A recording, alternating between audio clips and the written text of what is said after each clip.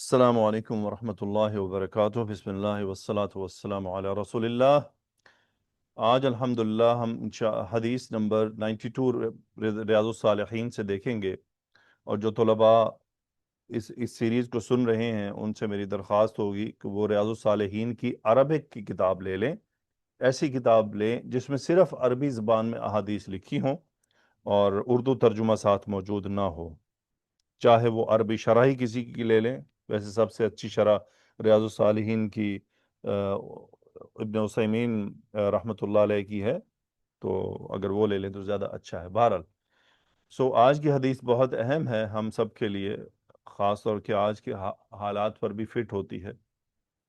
अनिस ज़ुबैर इब्न अदी रज़ियल्लाहु अन्हु क़ाला, अब ये पीछे फ़ेल के मुताल्लिक हो गया। क़ाला फ़ेल माजी हुआ इसका फ़ाइल। अतईना अनस इब्न मालिकिन, और ये हुआ फ़ाइल किधर, ज़ुबैर की तरफ चला गया। और क्या कहा, अतईना अनस इब्न मालिकिन, ये मक़ूला है। अता या अती आना, अतईना, सो ना फ़ाइल हो गया, ज़मीर मुत्तसिल, और ज़मीर मुत्तसिल बारिज़ फ़ी महल्ली रफ़ा। सो क़ाला अतईना, हम आए, किसके पास आए, अनस इब्न मालिकिन। अनसा मफ़ऊलुन बिही मंसूबुन व अलामतुन नस्बिही फ़तहा, और इब्न मालिकिन ये अनस की सिफ़त हो गई, तो ये इसीलिए यहाँ पर मंसूब है। हम अनस इब्न मालिक रज़ियल्लाहु ताला अन्हु के पास आए। अब यहाँ पर हम थोड़ा सा रुकते हैं। ये ज़ुबैर जो हैं, ज़ुबैर रहमतुल्लाह अलैह, ये कौन है? ये वो शख्स हैं जो हदीस बयान कर रहे हैं, और ये हज्जाज बिन यूसुफ के दौर की बात है।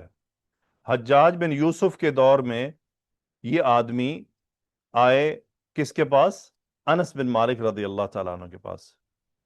तो आगे क्या हुआ, फशकौना इलैहि, फा तरतीब अतफ, शकौना शका यश की शिकायत करना, बाब दाराबा से, शकौना फेल माजी ना फाइल, हमने शिकायत की, शिकवा किया, इलैहि उसकी तरफ।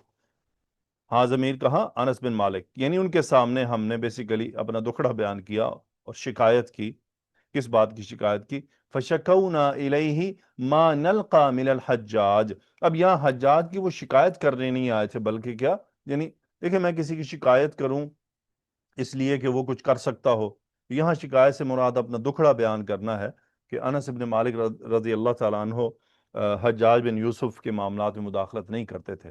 तो फशकौना इलैहि मा नल्का मिनल हज्जाज, ये मा क्या है, इस्म मौसूल मफ़ऊल फ़ी महल नस्ब, शकौना का मफ़ऊल है।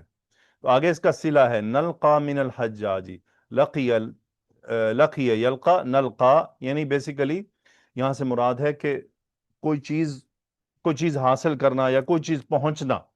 नल्का इसका नाहनु फ़ाइल, ज़मीर मुस्ततिर, मिनल हज्जाजी मुतअल्लिकुन बिल फ़िल नल्का, यानी हमने उन्हें शिकायत की उस बात की जो हम हज्जाज से पा रहे थे, यानी उन मसाइल का तज़किरा किया जो हम पर असर अंदाज हो रहे थे हज्जाज बिन यूसुफ से। ये हज्जाज बिन यूसुफ से जो तकलीफ़ें पहुंच रही थी, उन तकलीफ़ों का शिकवा किया।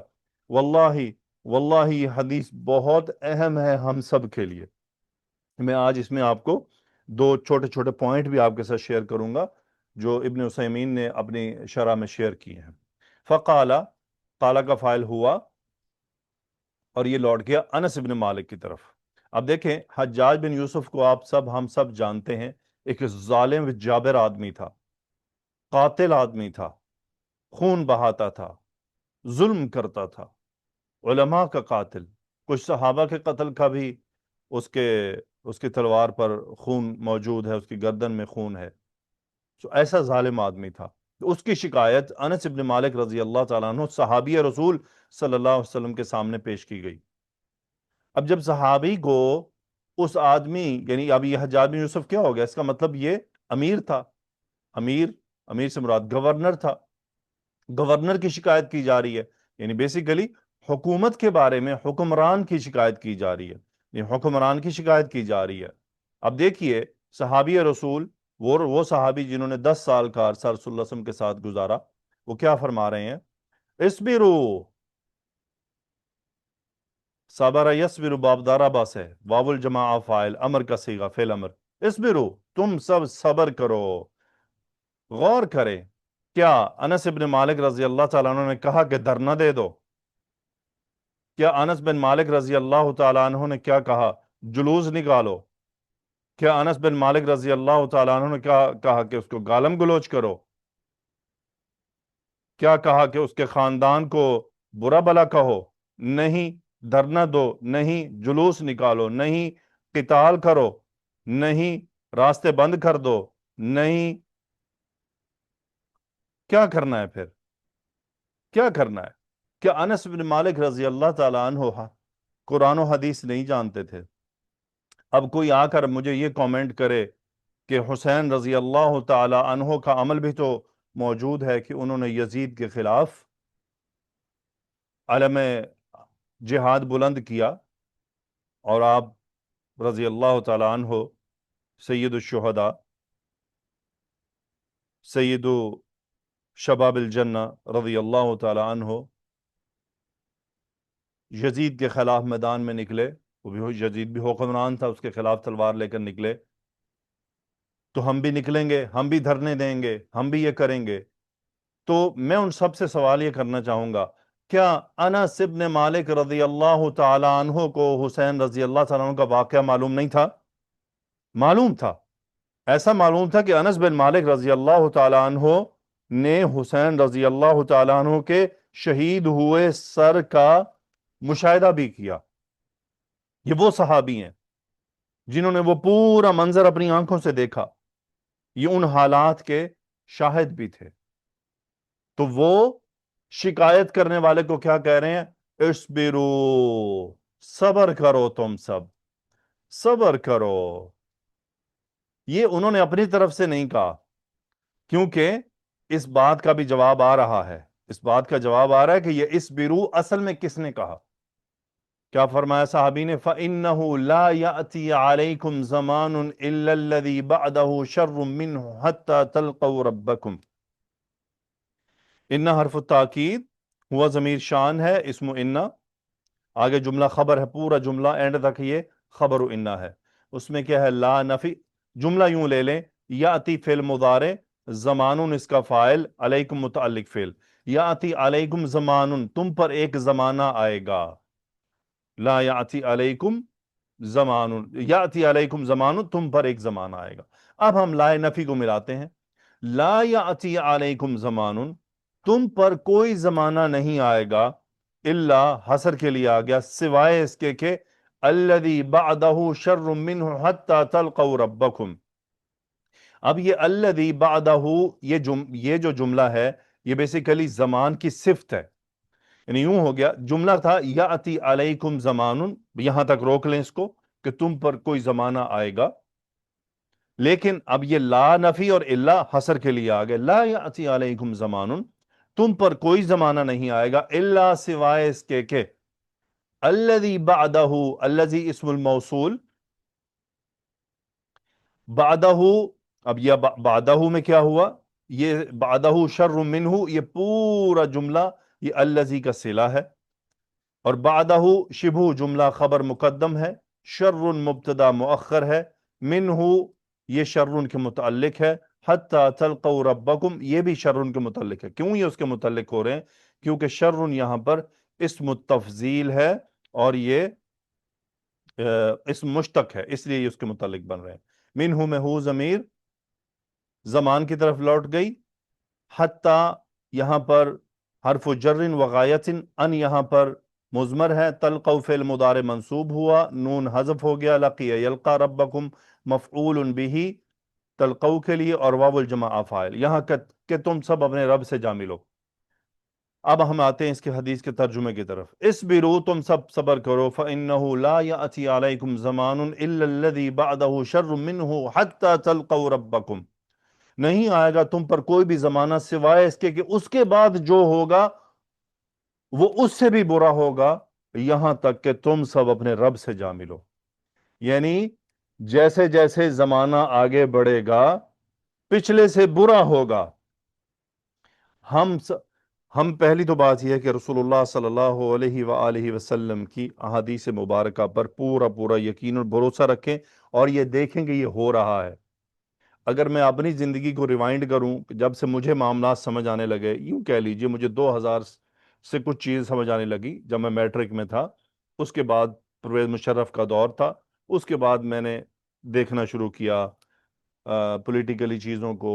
تو اگر میں یہ کہوں کہ زمانہ گزرتے وقت کے ساتھ سے برا ہوتا چلا جا رہا ہے، تو اس میں کوئی شک نہیں ہے کہ یہ ہو رہا ہے۔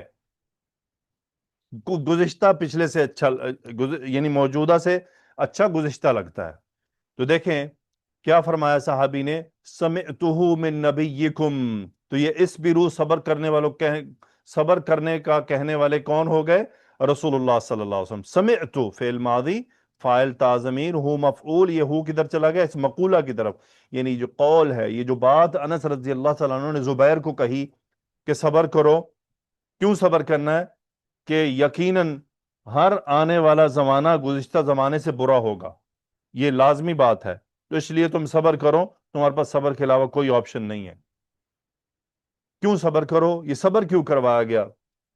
صبر اس لیے کروایا گیا کہ دیکھیں جو حکومتی معاملات ہوتے ہیں اور حکمران کا جو معاملہ ہوتا ہے، اس کے خلاف کھڑے ہونے سے اسلامی تعلیمات ہمیشہ روکتی ہیں۔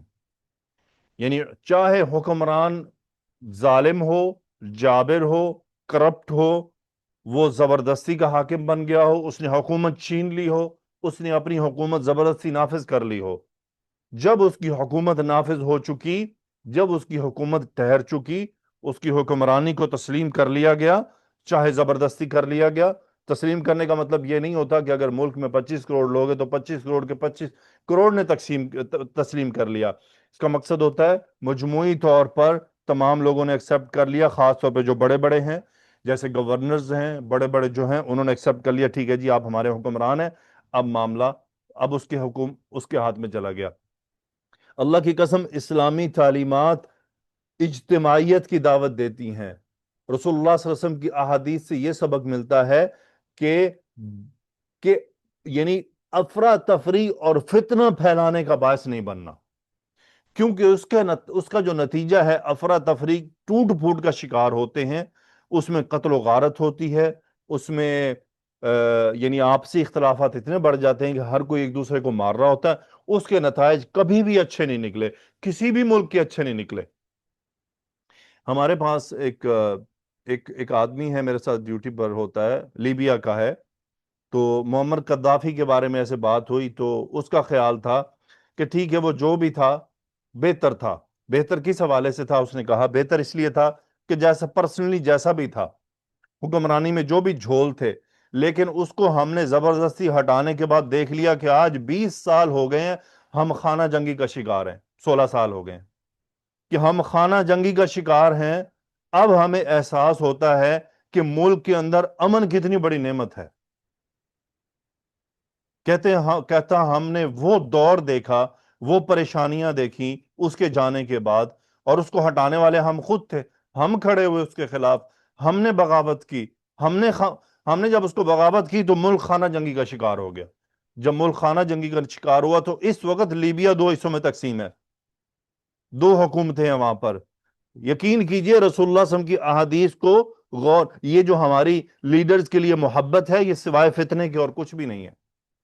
اور ہم نے اپنے ملک میں پچھلے 5-7 سال میں دیکھا نا کیا ہوا، کہ لیڈرز کی محبت کے نتیجے کیا نکلے ہیں۔ یہ تو الحمدللہ اللہ کا فضل ہے کہ ہمارے ملک میں خانہ جنگی شروع نہیں ہوئی، ورنہ حالات کو خانہ جنگی کی طرف لے جانے کی پوری کوشش کی جاتی رہی۔ یقیناً آپ میری رائے سے اختلاف کر سکتے ہیں، لیکن رسول اللہ صلی اللہ علیہ وسلم کی حدیث سے اختلاف نہیں کر سکتے، رسول اللہ صلی اللہ علیہ وسلم کے حکم سے اختلاف نہیں کر سکتے کہ آپ کیا فرما رہے ہیں، اسبرو، صبر کرو۔ یقین اللہ کی قسم یہ جو موجودہ حکمران ہیں، ان میں کوئی بھی موجودہ اور پیچھے گزرے، چاہے پرویز مشرف تھا، ضیاء الحق تھا، حجاج بن یوسف ان سب سے زیادہ ظالم تھا۔ حجاج بن یوسف جیسا حکمران ابھی تک پاکستان نے نہیں دیکھا۔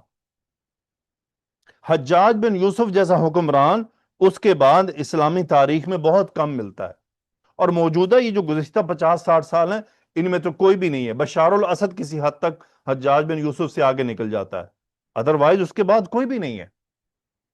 بشار الاسد کے اندر وہ خصوصیات پائی جا سکتی ہیں، یا صدام بھی کسی حد تک اس کو ٹچ کر جاتا ہے، ادروائز اجتماعی طور پر، مجموعی طور پر اسلامی دنیا میں ایسا سفاک حکمران نہیں آیا حجاج بن یوسف جیسا۔ سو حجاج بن یوسف جیسے آدمی، ظالم آدمی کے بارے میں سن کر انس بن مالک کیا فرما رہے ہیں؟ اسبرو، تم سب صبر کرو، انہو لا یاتی علیکم زمان الا الذی بعدہ شر منہ۔ اچھا، اب ہم نے کرنا کیا ہے؟ کرنا ہم نے یہ ہے جو میں اب آپ کو شیئر کرنے لگا ہوں۔ ابن عثیمین رحمۃ اللہ علیہ نے یہ دو باتیں شیئر کی ہیں اپنی شرح میں۔ کیا فرماتے ہیں؟ پہلے ایک واقعہ پھر دوسرا واقعہ، دونوں کی طرف آتے ہیں۔ فرماتے ہیں کہ وَيُذْكَرُ أَنَّ بَعْضَ خُلَفَاءِ بَنِي أُمَيَّةَ وَأَظُنُّهُ عَبْدَ الْمَلِكِ ابن مروان۔ سارے بن عثیمین فرماتے ہیں کہ کہا جاتا ہے کہ بنی امیہ کے جو خلیفہ تھے ان کا خیال ہے کہ عبد الملک ابن مروان کے بارے میں یہ بات ہے۔ جامع وجہاء الناسی، یعنی لوگوں کے جو بڑے بڑے چہرے تھے، یعنی لوگوں کے بڑے، جیسے کہ مشائخ کو اس نے اکٹھا کر لیا، یا قوم کے جو بڑے بڑے فن خان تھے اس کو اس نے اکٹھا کیا۔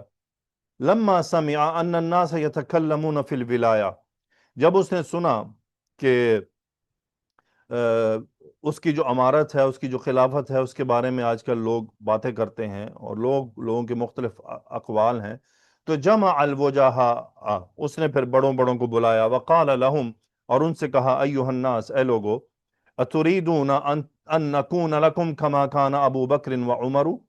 غور سے سنیے گا، بہت اہم پوائنٹ ہے۔ کیا تم سب چاہتے ہو کہ ہم تم سب کے لیے ابو بکر و عمر رضی اللہ عنہما جیسے بن جائیں؟ واللہ واللہ بہت اہم نکتہ ہے یہ، کہ عبد الملک ابن مروان نے ان سرداروں سے کیا کہا کہ کیا تم سب چاہتے ہو کہ ہم، یعنی خلفاء، تم سب کے لیے ابو بکر و عمر بن جائیں، یعنی ان جیسے اعمال کریں، ان جیسی خلافت کریں۔ ہر پاکستان میں ہر دوسرا بندہ ابو بکر و عمر کی مثال دیتا ہے رضی اللہ عنہما، کہ دیکھو انہوں نے یوں کیا، انہوں نے یوں کیا۔ اب جواب سنیں ذرا عبد الملک بن مروان کا، اور حقیقت ہے یہ۔ قالو، لوگوں نے جواب دیا، بلا، کیوں نہیں، نرید ذالک، ہم یہی چاہتے ہیں، ہم یہی چاہتے ہیں کہ تم ابو بکر و عمر رضی اللہ عنہما جیسی حکومت کرو۔ جواب سنیں ذرا اس فنکار کا، قالا کونوا کالرجال الذین تولی علیہم ابو بکر و عمر لنکون لکم کابی بکر و عمر۔ تو پھر تم ان آدمیوں جیسے ہو جاؤ جو ابو بکر و عمر رضی اللہ تعالیٰ عنہ کی رعایا تھے، یعنی اپنے اعمال درست کر لو، یعنی تمہارے اعمال کی خرابی کا نتیجہ ہم ہیں، تمہارے اعمال ہم میں نظر آتے ہیں، جیسے تمہارے اعمال خراب ہیں اسی لیے ہماری خلافت بھی تمہارے اوپر ایسی ہی ہے۔ بس یہ اگر تم چاہتے ہو ابو بکر و عمر رضی اللہ عنہما جیسے حکمران ہو تو پھر تم ان کے تابع جو لوگ تھے ان جیسے بن جاؤ۔ تو آج ہم ابو بکر و عمر رضی اللہ تعالی عنہ کے تابع جو لوگ تھے، ان کی رعایا میں جو لوگ تھے، ان جیسے بننے کو تو تیار نہیں ہیں، لیکن ہمیں حکمران ابو بکر و عمر جیسے چاہیے۔ اب ایک اور واقعہ، جاء رجل من الخوارج الى علی بن ابی طالب رضی اللہ عنہ، ایک آدمی خوارج میں سے علی بن ابی طالب رضی اللہ تعالیٰ عنہ کے پاس آیا، فقال، اور کہا، ما بال الناس انتقضوا علیک ولم ينتقضوا علی ابی بکر و عمر، یعنی یہ لوگوں کو کیا ہو گیا ہے کہ یہ آپ کے خلاف تو بغاوت پر اتر آتے ہیں، لیکن انہوں نے ابو بکر و عمر رضی اللہ عنہما کے خلاف بغاوت نہیں کی، یعنی ان کا ساتھ جو انہوں نے بیعت کا معاہدہ کیا وہ نہیں توڑا، آپ کے ساتھ ایسا کیوں ہو رہا ہے؟ قال، علی رضی اللہ تعالیٰ عنہ نے جواب دیا، لأن رجال ابی بکر و عمر انا و امثالی، کیونکہ ابو بکر و عمر دونوں کے جو رعایا تھے وہ میرے جیسے لوگ تھے، انا و امثالی، میں اور میرے جیسے لوگ تھے، یعنی میں اور میرے جیسے لوگ چونکہ ان کے فالوورز تھے، ان کے رعایا میں شامل تھے، اس لیے بغاوت نہیں ہوئی۔ وَرِجَالِي وَأَنْتَ وَأَمْثَالُكَ، اور میرے رعایا کون ہے؟ تو اور تیرے جیسے لوگ، یعنی تو اور تیرے جیسے لوگ جو باغی صفت لوگ ہیں، جو گناہگار لوگ ہیں، چونکہ تم سب میری رعایا ہو اس لیے تم سب بغاوت پر اترتے ہو۔ اور ابو بکر و عمر کے خلاف بغاوت اس لیے نہیں ہوئی کہ ان کے جو رعایا تھے وہ میں اور میرے جیسے لوگ تھے۔ تو ابن عثیمین فائنلی کیا لکھتے ہیں؟ یعنی ان الناس اذا ظلموا سلطت علیہم الولات، یعنی جب لوگ خود ظالم ہو جاتے ہیں تو پھر ان پر حکمران مسلط کیے جاتے ہیں. آج پاکستان میں فارم 47 کہہ کر یہ منہ پر فارم 47 کے جو طبل بجاتے لوگ ہیں، یہ ذرا غور کریں ان کے اپنے اعمال کیا ہیں. آج کے حکمران ہمارے اعمال کا نتیجہ ہیں. اس ساری سٹوری، اس ساری کہانی، اس ساری بات کا نتیجہ یہ ہے کہ جب قوم خود اپنے اعمال کو بدلے گی تو اللہ حکمران بھی اچھے دے دے گا، ورنہ بد سے بدتر آئے گا، کیونکہ حالات بد سے بدتر ہو جا رہے ہیں. اگر ہم وطن پاکستان کے اندر کوئی بھی فیلڈ اٹھا کر دیکھ لیں، چاہے وہ حکومتی ہے، چاہے وہ لوگوں کی ہے، چاہے وہ لوگوں کی زندگیاں ہیں جو سوشل میڈیا پر نظر آ رہی ہیں، تو ایسا لگتا ہے گویا کہ ہم کمپلیٹ بغاوت پر اترے ہوئے ہیں. جس فیلڈ میں جائیں وہاں بغاوت پر اترے ہوئے ہیں. تو اس کے نتائج پھر یہی ہیں. ظلم ہے تو ظلم میں بغاوت پر اترے ہوئے ہیں. بات کرو تو یہ میری ذاتی زندگی ہے، تو پھر اسی طرح حکمران بھی اپنی ذاتی زندگی سمجھ کر کرپشن دبا کر رہے ہیں. وہ بھی کہتے ہیں ہماری ذاتی زندگی ہے. جب پبلک میں آتے ہیں تو پھر کیا ہے؟ اللہ سبحانہ و تعالی ہمیں رسول اللہ صلی اللہ علیہ وسلم کی احادیث کو سمجھنے کی توفیق عطا فرمائے. رسول اللہ صلی اللہ علیہ وسلم کی تمام احادیث جو حکمرانی معاملات سے متعلق ہیں، اس کے اندر ایک ہی میسج ہے کہ اجتماعیت کو پکڑ کے رکھو. یعنی حکمرانوں کی برے ہونے کے باوجود بغاوت کھڑے کرنے سے منع کیا گیا ہے، لشکر کشی سے منع کیا گیا ہے. تو اب آپ اگر کہیں کہ حضرت حسین رضی اللہ تعالیٰ عنہ کا عمل کیا وہ غلط تھا؟ نہیں، حضرت حسین رضی اللہ تعالیٰ عنہ کا عمل درست تھا. لیکن ان کا عمل درست کہاں تھا، کس کے حوالے سے تھا؟ وہ ان کے اپنے حوالے سے تھا. وہ ان کا اجتہاد تھا، اور ان کا اجتہاد بالکل درست تھا. ان کے حوالے سے ان کی بات بالکل ٹھیک تھی. اب ہو سکتا ہے کہ آپ مجھے یہ کہیں کہ تو پھر ان کے اجتہاد کو ہم سب اپلائی کر سکتے ہیں؟ نہیں، ہم سب اپلائی نہیں کر سکتے ہیں. میں یہاں آپ کو چند باتیں کرنا چاہوں گا سوچنے کے لیے، ذرا سوچئے گا بیٹھ کر. حضرت حسین رضی اللہ تعالیٰ عنہ کے ماڈل کو حضرت عبداللہ بن عباس، حضرت عبداللہ بن عمر رضی اللہ عنہما، جو دو بہت بڑے صحابہ ہیں، علمی طور پر یہ حضرت حسین رضی اللہ عنہ سے اوپر ہیں، تو انہوں نے حضرت حسین رضی اللہ عنہ کے ماڈل کو فالو کیوں نہیں کیا؟ کیوں صحابہ کرام رضوان اللہ علیہ مجمعین حضرت حسین رضی اللہ تعالیٰ عنہ کی شہادت کا بدلہ لینے کے لیے یزید کے خلاف کھڑے نہیں ہوئے؟ کیوں نہیں کھڑے ہوئے تھے؟ کیا ان کو حسین رضی اللہ تعالیٰ عنہ سے محبت نہیں تھی؟ کیا وہ حسین رضی اللہ تعالیٰ عنہ سے خدا نخواستہ ان کے دل میں کوئی بات تھی؟ نہیں. جب حسین رضی اللہ تعالیٰ عنہ کوفہ تشریف لے جا رہے تھے تو ان کو راستے میں روکنے والے کون تھے؟ عبداللہ بن عمر تھے. عبداللہ بن عباس نے داڑھیوں کو ہاتھ لگا دی، داڑھی مبارک کو ہاتھ لگائی کہ مت جائیے، مت جائیے، نقصان ہوگا. تو کیا پھر ہم یوں سوچیں گے نعوذ باللہ کہ چلو حسین رضی اللہ عنہ سے یہ تمام صحابہ محبت کرتے تھے، تو کیا نعوذ باللہ وہ بزدل تھے؟ ایسا بھی نہیں تھا.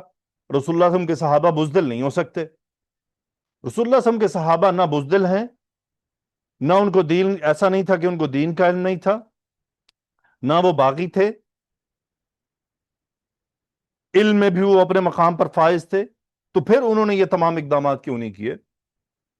حجاج بن یوسف جیسے حکمران کو انہوں نے برداشت کر لیا، جس نے کعبہ پر پتھر مار ڈالے، منجنیقیں چلا دی، اس نے سنگباری کر دی. لیکن صحابہ حجاج بن یوسف کے خلاف کھڑے نہیں ہوئے. کیوں کھڑے نہیں ہوئے؟ اور نہ ہی انہوں نے ایسی مہم چلائی، نہ ہی انہوں نے دھرنے دلوائے لوگوں کے. کیوں؟ کیونکہ وہ دین جانتے تھے، کیونکہ وہ واقعی علم والے تھے. انہیں رسول اللہ صلی اللہ علیہ وسلم کی احادیث کا پورا علم تھا. انہیں معلوم تھا کہ لیمیٹیشنز کیا ہیں، اللہ کے نبی صلی اللہ علیہ وآلہ وسلم نے کیا کیا کیا منع کیا ہے. لیکن آج اگر ہم یہ باتیں ایک دوسرے کو سمجھانے لگتے ہیں تو کسی کو سمجھ نہیں آتی. رسول اللہ صلی اللہ علیہ وآلہ وسلم کی احادیث کو سمجھنے کے لیے رسول اللہ صلی اللہ علیہ وآلہ وسلم سے محبت بھی اس درجے کی ہونی چاہیے، تو ہی احادیث سمجھ آئیں گی. رسول اللہ صلی اللہ علیہ وسلم کی باتیں بھی محبت سے سمجھ آتی ہیں. بعض دیوانے احادیث کو اپنی عقلوں پر تولتے ہیں، اور رسول اللہ صلی اللہ علیہ وسلم کی محبت میں کمی ہو تو پھر حدیث سمجھ نہیں آ سکتی. حدیث کی گہرائی سمجھنے کے لیے قرآن بھی سامنے ہونا چاہیے، صحابہ کی سیرت بھی سامنے ہونا چاہیے، رسول اللہ صلی اللہ علیہ وسلم کی سیرت بھی سامنے ہونی چاہیے. تو اسلام شر پسندی کو پسند نہیں کرتا. اسلام، اسلامی تعلیمات، یہ روڈ بند کر دینا، یہ روڈ بلاک کر دینا، یہ دھرنے دینا، لوگوں کی راہیں بند کرنا، رکاوٹیں پیدا کرنا، لوگوں کا نقصان کرنا. اللہ کی قسم، پاکستان میں پچھلے 5 سال میں ہونے والے تمام دھرنے، تمام جلوسوں نے کس کا نقصان کیا؟ صرف عوام کا نقصان کیا، صرف عام آدمی کا نقصان ہوا. کسی حکمران کو اس سے رتی بھر فرق نہیں پڑا، کچھ فرق نہیں پڑا کسی کو. نقصان صرف اور صرف عام آدمی کا ہوا ہے یا ہمارا اپنا ہوا ہے. اموات ہوئی ہیں تو بھی عام آدمی کی ہوئی ہیں. کوئی سیاستدان مارا گیا ان دھرنوں میں آج تک؟ کوئی بھی نہیں مارا گیا. جو مارے گئے عام رگڑے گئے. جنہوں نے دھرنے کروائے وہ خود مزے کر رہے ہیں. جنہوں نے روڈ پر لوگوں کو نکلوایا وہ بھی آج بھی وہ ایوانوں میں بیٹھے ہیں. آج بھی ایوانوں میں بیٹھے ہیں، آج بھی پاکستان کے ایوان میں بیٹھے ہیں سوائے ایک کے، وہ خود جیل میں ہے. لیکن جیل میں بھی وہ مزے کر رہا ہے، اپنی اس کو ہائی پروفائل لائف ملی ہوئی ہے، وہ وہیں سے حکمران ہے. تو کس کا کیا بگڑا؟ مرا کون؟ نقصان کس کا ہوا؟ آج تک جتنے جلسے ہوئے ہیں، جتنے جلوس ہوئے ہیں، جتنے دھرنے ہوئے ہیں، جو یہ مارچز کیے گئے ہیں، اس میں کون سا ایک سیاستدان ہے جس کو نقصان پہنچا؟ کوئی ایک آدمی؟ کوئی بھی نہیں ہے. نقصان صرف عام عوام کا ہوا ہے. بس مری عام عوام ہے. دکانیں عام عوام کی ٹوٹیں، گاڑیاں عام عوام کی ٹوٹیں. اگر کسی حکمران کی مشینری کو نقصان پہنچایا تو وہ بھی اصل میں عوام کے پیسے کو نقصان پہنچا، اصل میں ہمیں ہی نقصان پہنچا. اللہ تعالی ہمیں رسول اللہ صلی اللہ علیہ وسلم کی احادیث کو بڑی گہرائی سے سمجھنے کی توفیق عطا فرمائے. یہ جتنے لوگ آ کر ساحل ادیم صاحب جیسے جو بار بار آ کر ان سے کوئی پوچھے نا، ان سے کوئی یہ آدمی پوچھے کہ رسول اللہ صلی اللہ علیہ وسلم کی احادیث کیا کہتی ہیں، یہ ہمیں حدیثیں تو سناتے ہیں نا کہ موٹیویشنل سپیکر بن کر. جب بھی کبھی انہوں نے اصلاح کی بات کی کہ as a nation, as a person ہمیں اپنی اصلاح کرنی ہے، کیونکہ ان کو پتا ہے یہ جو ایسے ہیں نا، یہ ساحل ادیم صاحب جیسے جو لوگ ہیں، خاص طور انہوں نے نبض پر ہاتھ رکھا ہوا ہے عوام کی. عوام کی نبض اس وقت کیا ہے؟ وہ ٹوٹلی حکمران طبقے کے خلاف چل رہی ہے. ان کو پتا ہے کہ اس نبض پر ہاتھ رکھ لو. کیا آئیں گے؟ کیا بار بار اس بات پر بیان کرتے ہیں کہ ایک عام ریڈی والا کیوں کرپشن کر رہا ہے؟ یہ جو مرغیاں کھلائی جاتی ہیں، یہ جو گدھے کھلائے جاتے ہیں، جو گھوڑے کاٹ کر کے کھلائے جا رہے ہیں، یہ جو کتے کاٹ کاٹ کے کھلائے جا رہے ہیں، یہ کون ہے؟ یہ حکمرانوں نے کھلوائے ہیں کتے. گھوڑے کھلوانے والے حکمران ہیں. ریڑی والا 1 کلو کے سیب کا شاپر بدل دیتا ہے، کیا یہ حکمرانوں نے بدلوایا ہے؟ یہ ہمارے اپنے اعمال ہیں. ساحل ادیم صاحب اس پہ تو بات نہیں کرتے. یہ جو بے پردہ تماشا لگا ہوا ہے، جہاں جا کر وہ انٹرویو دیتے ہیں، سامنے 500 لڑکیاں بیٹھی ہوتی ہیں، وہ 500 میں سے جو 400 ہیں وہ بے پردہ ہیں. کیا ان کے پردے کی بات کرتے ہیں وہ؟ کیا وہ اس بات پر بات کرتے ہیں کہ جو موسیقی اور ڈانس کا طوفان برپا ہے پاکستان میں، جو بے حیائی کے انتہاؤں کو چھو رہا ہے، اسی بے حیائی سے الحاد جنم لیتا ہے، اسی بے حیائی سے اخلاقی برائیاں جنم لیتی ہیں؟ کیا اس پر وہ بات کرتے ہیں؟ نہیں، کیونکہ انہوں نے نبض پر ہاتھ رکھ لیا ہے کہ اس وقت چونکہ پچھلے 4 5 6 سال کی محنت کے نتیجے میں ایک نفرت کا ماحول برپا ہے، تو اس پر ہاتھ رکھو بس. تو کیا ساحل ادیم انس بن مالک رضی اللہ تعالیٰ عنہ سے زیادہ جانتا ہے؟ اگر کوئی یہ دعویٰ کرتا ہے میرے سامنے آ کر، تو یہ بتائے کہ ساحل ادیم زیادہ جانتا ہے یا انس بن مالک رضی اللہ تعالیٰ عنہ کو زیادہ علم تھا؟ صحابہ کے پاس زیادہ علم تھا کہ ساحل ادیم کے پاس زیادہ علم ہے؟ امام احمد بن حنبل، امام ابو حنیفہ، امام مالک، امام شافعی، 4 امام گزرے ہیں، اور بھی بہت سے ہیں، اور یہ سب بنو عباس کی خلافت کے درمیان میں رہے ہیں. اب کیا بنو عباس سارے کے سارے صحابہ تھے؟ ان سے بھی بڑے بڑے بلنڈر ہوئے ہیں، انہوں کے دور میں بھی ظلم ہوتے رہے ہیں. تو کیا ان ائمہ نے ان کے خلاف بغاوت کی کبھی؟ کیا ان ائمہ نے فتوے دیے کہ حکمران کے خلاف کھڑے ہو جایا جائے؟ نہیں، کبھی فتوے نہیں دیے، حالانکہ ظلم تھا، سب کچھ تھا. تو یہ سوچنے سمجھنے کی بات ہے. اصل میں معاملہ ہمارا یہ ہے کہ ہم سوچتے سمجھتے نہیں ہیں، ہم ان جذباتی لوگوں کے پیچھے چلتے ہیں. ہم یہ نہیں دیکھتے کہ دین ہمارا ہمیں ہماری تربیت کر رہا ہے، ہمیں کیا میسج دیا جا رہا ہے احادیث کے ذریعے.